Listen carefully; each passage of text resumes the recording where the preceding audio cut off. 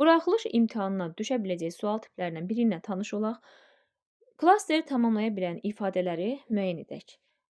Asılı tərəfində hal şəklisi olan söz birləşməsidir. Yəni, fərq etmir, ismi olsun, yoxsa feili olsun. Dağdan enmək.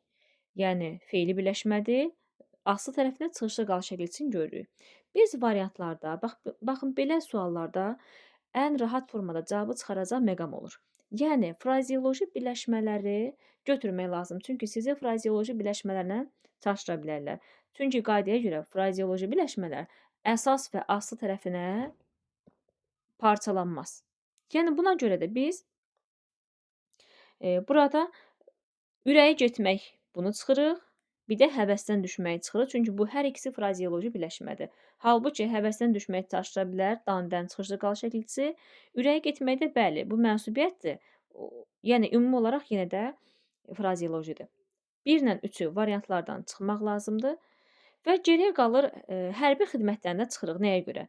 Burada hərbi sözü ümumiyyətlə hərb sözün köküdür.